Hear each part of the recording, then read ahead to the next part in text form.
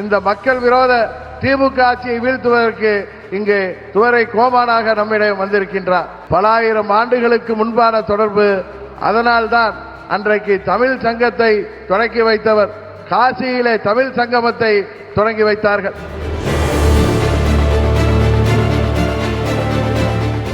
பிரதமர் மோடி அவர்களுக்கும் தமிழ்நாட்டுக்கும் உள்ள உறவு என்பது தொப்புள் கொடி உறவு என்பதை இந்த நேரத்திலே நான் தெரியப்படுத்திக் கொள்கின்றேன். தமிழ்நாட்டிலே நமது தேசிய ஜனநாயக கூட்டணியின் தலைமையேற்றிருக்கின்ற பச்சை தமிழர் அருமை அண்ணன் EPS அவர்களும்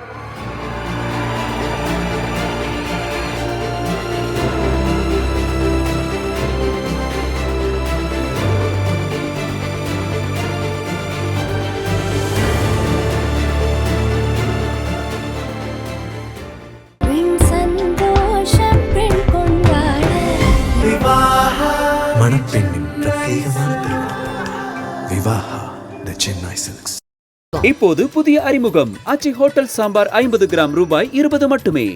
கடந்த 10 நாட்களுக்கு முன்பு மதுரையில பாண்டிய நாட்டின் தலைநகரில வைகைக்கரை ஓரத்திலே அன்றைக்கு மாண்புமிகு பிரதமர் அவர்கள் நம்மோடு மதுரை மண்டல மக்களை சந்தித்துவிட்டு சென்றார்கள். இன்றைக்கு சோழ வளநாட்டை வாழ்கின்ற தமிழ் கூறும் நன்மக்களை சந்திப்பதற்கு இங்கே திருச்சி மாநகரிலே வருகை புரிந்திருக்கின்றார்கள்.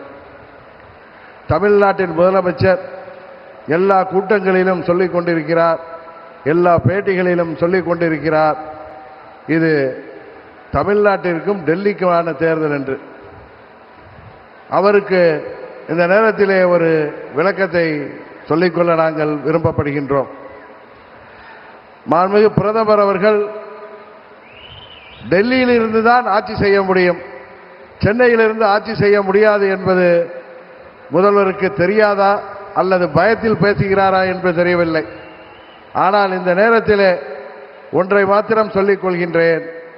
மாண்புமிகு பிரதமர் அவர்கள் டெல்லியிலிருந்து ஆட்சி செய்தாலும் அவர் குஜராத்தை சேர்ந்தவர்.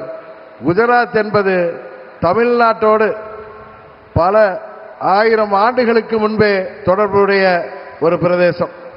இன்னும் சொல்ல போனால் சங்க காலத்தில் 2ஆம் சங்க காலத்திற்கு முன்பே 5000 ஆண்டுகளுக்கு முன்பே குஜராத்திலே நமது வேளிர்கள் ஆட்சி, திராவிட குஜராத்தாக திராவிடர் ஆட்சி நடைபெற்ற பகுதி.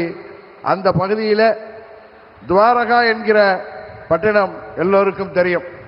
துவாரகா என்பது பல நமது சங்க இலக்கியங்களிலே குறிப்பாக புறநானூற்றிலே அது துவரை என்ற பெயரிலே குறிக்கப்படுகிறது.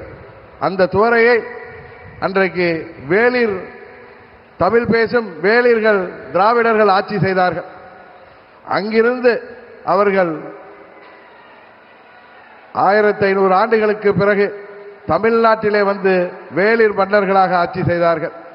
நாம் எல்லாம் பெரிதும் போற்றுகின்ற பாரி வள்ளல் வேல்பாரி என்று அழைக்கப்படுகிறாரே, அவர் வேளிர் அம்சம்தான். அதுபோல தகட்டூரை தலைநகராக கொண்டு ஆட்சி செய்த அதிகமான அவர்களும் வேளிர் வம்சம்தான்.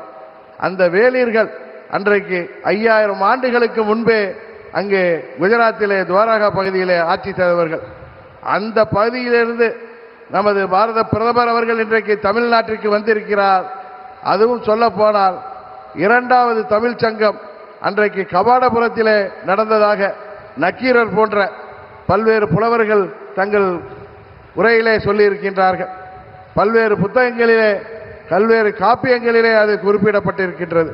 அந்த கபாடபுரத்திலே துவரை கோமானாக அன்றைக்கு அதில் தலைமை தாங்கிய மாண்புமிகு மோடி அவர்கள் இன்றைக்கு தமிழ்நாட்டிலே இன்றைக்கு நடைபெற்றுக் கொண்டிருக்கின்ற இந்த மக்கள் விரோத திமுக ஆட்சியை வீழ்த்துவதற்கு இங்கே துவரை கோமானாக நம்மிடம் வந்திருக்கின்றார். அதனால்தான் சொல்கிறேன், தமிழ்நாட்டிற்கும் மாண்புமிகு பிரதமர் அவர்களுக்கும் உள்ள தொடர்பு பல ஆயிரம் ஆண்டுகளுக்கு முன்பான தொடர்பு. அதனால்தான் அன்றைக்கு தமிழ் சங்கத்தை தொடங்கி வைத்தவர் காசியிலே தமிழ் சங்கமத்தை தொடங்கி வைத்தார்கள். இன்றைக்கு தமிழ்நாட்டிலே தமிழர்களின் சங்கமத்திலே நம்மோடு கலந்து கொண்டிருக்கிறார்கள். அதனால்தான் பிரதமர் மோடி அவர்களுக்கும் தமிழ்நாட்டுக்கும் உள்ள உறவு என்பது தொப்புள் கொடி உறவு என்பதை இந்த நேரத்தில் நான் தெரியப்படுத்திக் கொள்கின்றேன். இன்றைக்கு அவருக்கு துணையாக மாண்புமிகு பிரதமர் அவர்களுக்கு துணையாக தமிழ்நாட்டிலே நமது தேசிய ஜனநாயக கூட்டணியின் தலைமையேற்றிருக்கின்ற பச்சை தமிழர் அருமை அண்ணன் இபிஎஸ் அவர்களும், அதுபோல பாட்டாளி மக்களின் கட்சியின் தலைவர் அன்பு நண்பர் டாக்டர் அன்புமணி ராமதாஸ் அவர்களும், தமிழ் மாநில காங்கிரஸ் கட்சியின் தலைவர் அருமை சகோதரர் ஜி.கே. வாசன் அவர்களும் இங்கே மற்றும் நமது தேசிய ஜனநாயக கூட்டணியைச் சேர்ந்த அனைத்து தலைவர்களும் இங்கே வருகை புரிந்திருக்கின்றார்கள். இந்த நேரத்தில் இங்கே கூடியிருக்கின்ற இந்த